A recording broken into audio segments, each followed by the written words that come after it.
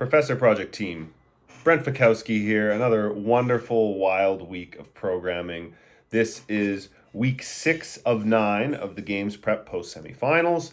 This is week 1 of a 4-week block before the CrossFit Games, and a little deload, and then the CrossFit Games starts. And you'll all be joining in those workouts in some capacity. That's what's going to be programmed at least that week, which will be fun for all of you, and fun for me. So this week, I'm going to dive in a little bit into some of the things that you're going to be seeing on a regular basis for the next 4 weeks. There's a couple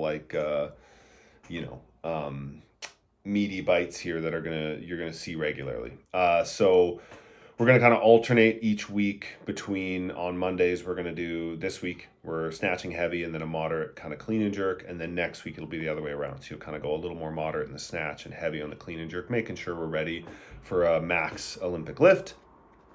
On Tuesday, we've got a tough workout that's pretty focused on quad endurance, so just lots of thrusters or lots of front squats or lots of air squats. This week is pretty gross, so it's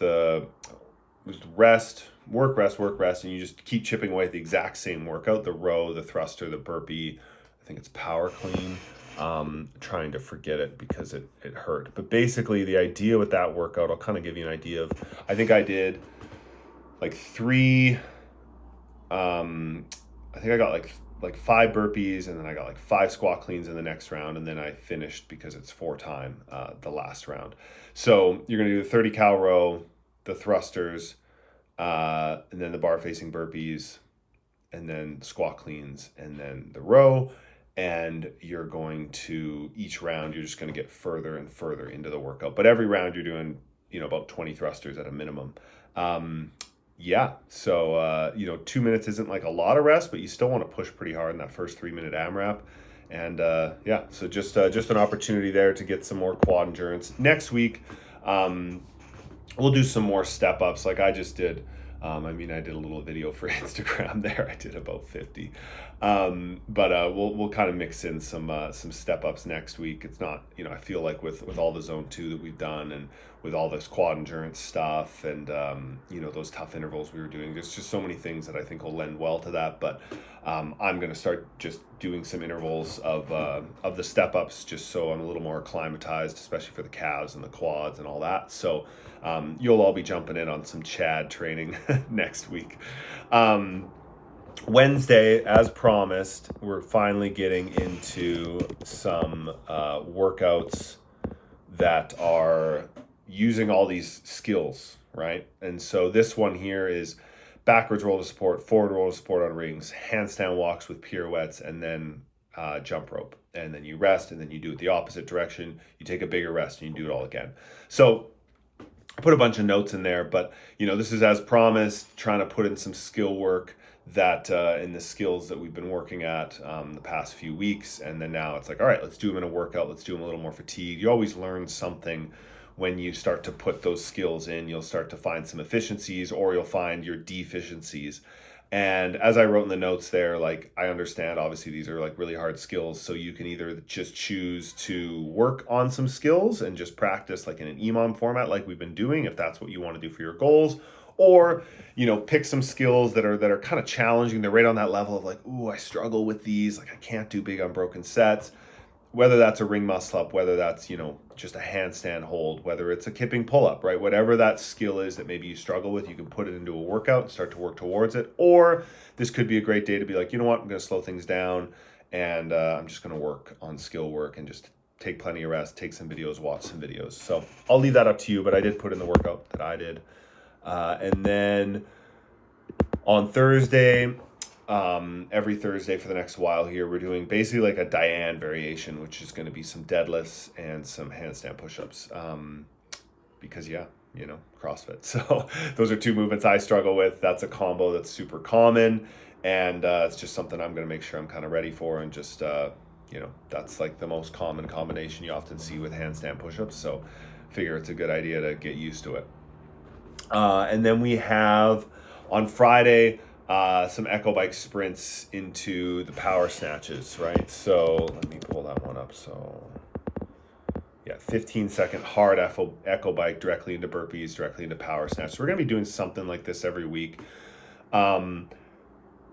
It's less about getting better on the echo bike and more about getting comfortable, ramping it up, staying at that ramped up pace, and then immediately jumping off and doing something, right? And so at the CrossFit Games and at semis the last few years, you've seen a lot of workouts on the echo bike where you have to get on, you have to ramp it up, and you immediately jump off. This year it was ring muscle ups, right? Last year it was toes to bar.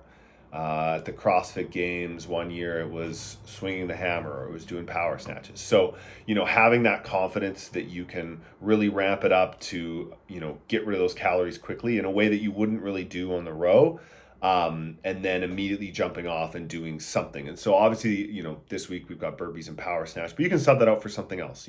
Think of a movement maybe you struggle to do when you're tired, and this is a good opportunity to sort of build some confidence in that movement. So maybe it's double unders, right?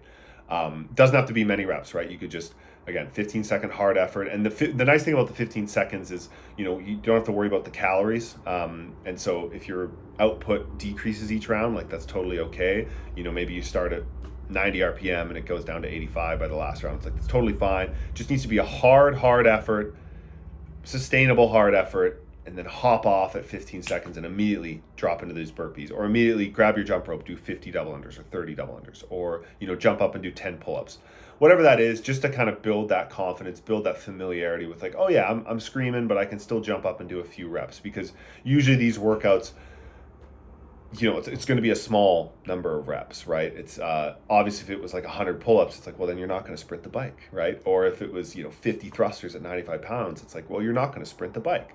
So it has to be something small. And so by nature, let's do something small, and then let's get familiar with that feeling and a little more confident.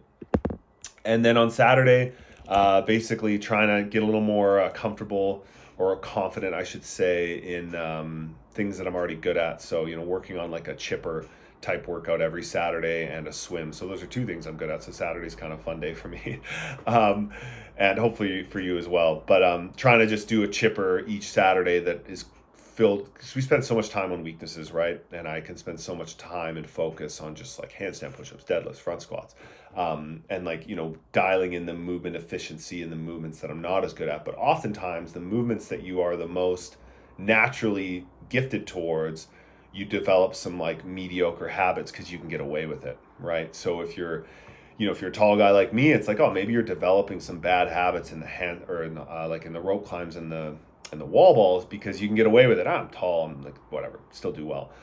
Or if you're someone who's short, you might be getting away with, like you don't have the best technique in burpees or pistols, but you're so short and fit that it's like, it's fine. So it's important that even in the things you're really good at, to naturally inclined to be good at, that you still focus technically, your pacing, your strategy, your exertion, because, getting first place is a lot better than getting second in any workout, and it's a lot better than getting third or fourth and a lot more points. So yeah, that's basically the outlook of the week, and those main focuses you're going to see as well in the essential track, which is fun. And yeah, I'm really excited. I'm really excited for the next few weeks here. I feel like there's a lot of great stuff in here, and yeah, I think we're going to be ready. So enjoy this week of training. And if you have any questions, as always, hit me up on Train Heroic. I'll answer them there, and let's get after it.